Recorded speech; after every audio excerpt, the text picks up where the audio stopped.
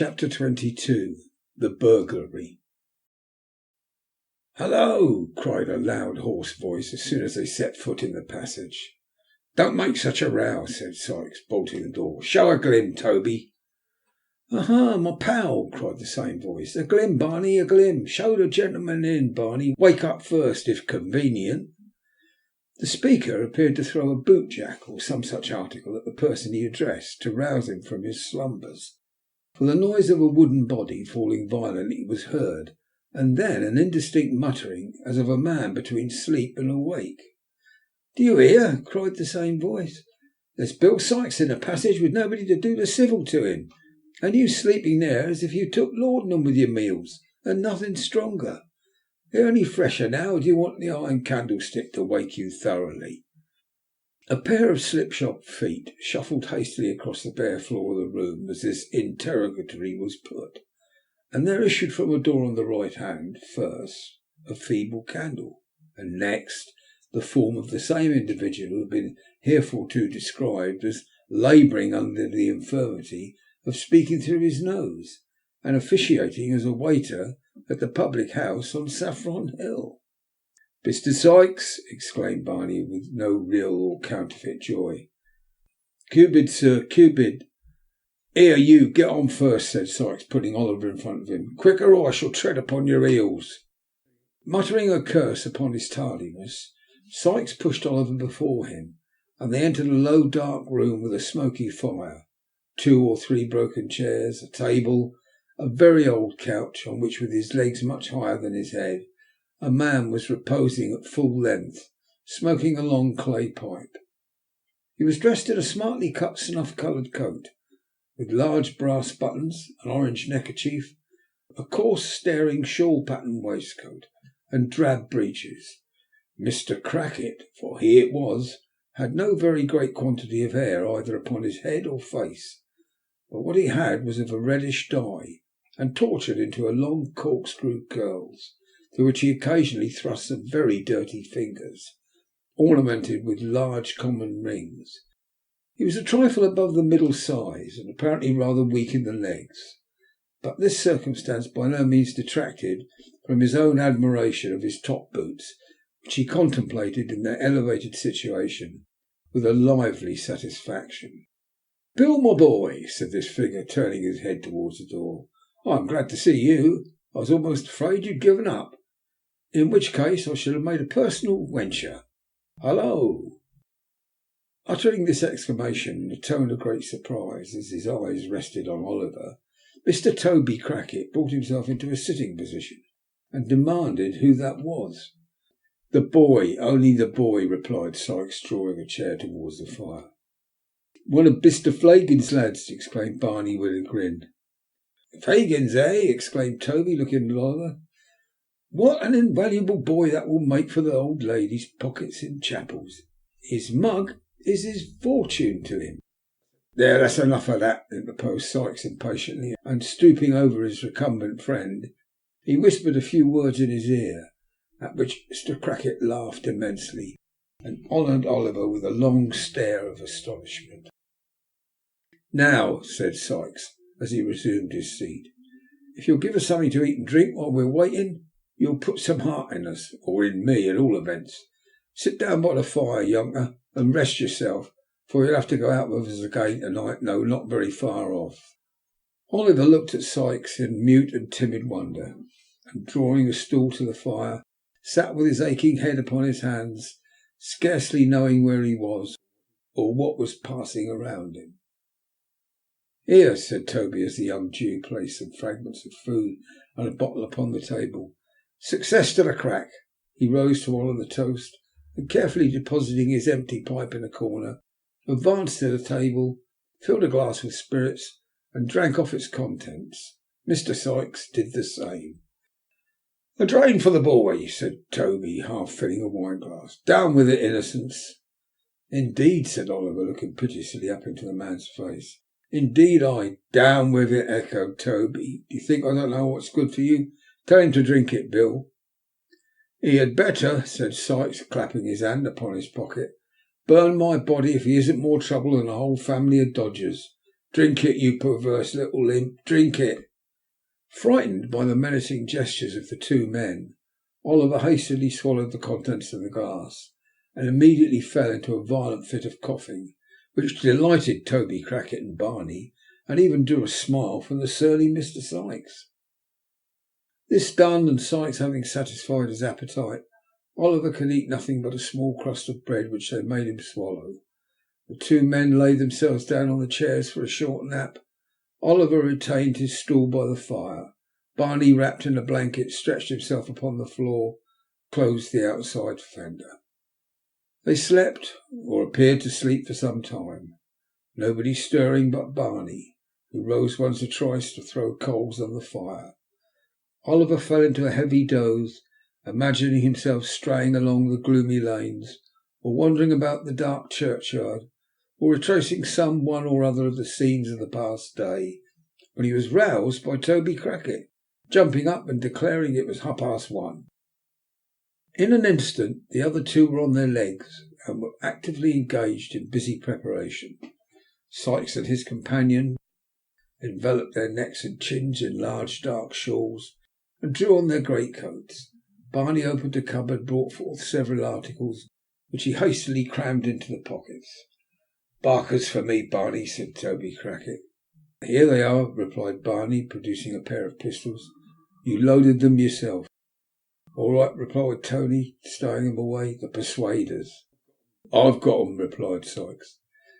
"Crape, keys, centre bits, darkies. Nothing forgotten?" inquired Toby, fastening a small crowbar to a loop in the skirt of his coat.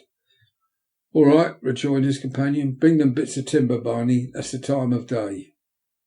With these words he took a thick stick from Barney's hands, who, having delivered another to Toby, busied himself in fastening Oliver's cape. "Now then," said Sikes, holding out his hand. Oliver, who was completely stupefied by the unwonted exercise and the air and the drink which had been forced upon him, put his hand mechanically into that which Sikes extended for the purpose. It was now intensely dark. The fog was much heavier than it had been in the early part of the night, and the atmosphere was so damp that, although no rain fell, Oliver's hair and eyebrows, within a few minutes after leaving the house, had become stiff with the half-frozen moisture that was floating about. They crossed the bridge and kept on towards the lights which they had seen before.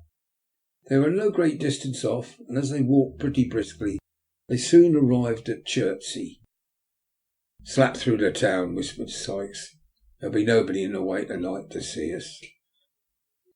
Toby acquiesced, and they hurried through the small main street of the little town, which at that late hour was wholly deserted. A dim light shone at intervals from some bedroom window, and the hoarse barking of dogs occasionally broke the silence of the night. But there was nobody abroad. They had cleared the town as the church bells struck 2. Quickening their pace, they turned up a road upon the left hand. After walking about a quarter of a mile, they stopped before a detached house surrounded by a wall, to the top of which Toby Crackit, scarcely pausing to take breath, climbed in a twinkling. "The boy next," said Toby. "Oast him up. I'll catch hold of him."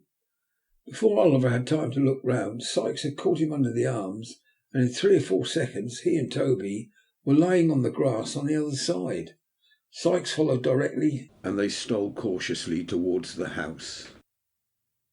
And now, for the first time, Oliver, well nigh mad with grief and terror, saw that housebreaking and robbery, if not murder, were the objects of the expedition. He clasped his hands together and involuntarily uttered a subdued exclamation of horror. A mist came before his eyes, the cold sweat stood upon his ashy face, his limbs failed him, and he sank upon his knees. "Get up," murmured Sikes, trembling with rage and drawing a pistol from his pocket. "Get up, or I'll strew your brains upon the grass." "Oh, for God's sake, let me go," cried Oliver. "Let me run away and die in the fields. I will never come near London again, never, never. Oh, pray have mercy on me, and do not make me steal. For the love of all the bright angels that rest in heaven, have mercy upon me." The man to whom this appeal was made swore a dreadful oath, and had cocked the pistol, when Toby, striking it from his grasp, placed his hand upon the boy's mouth, and dragged him to the house. "Hush!" cried the man. "It won't answer here. Say another word, and I'll do your business myself with a crack on the head. That makes no noise, and is as quiet as certain, and more genteel. Here, Bill, wrench the shutter open. He's game enough now, I engage.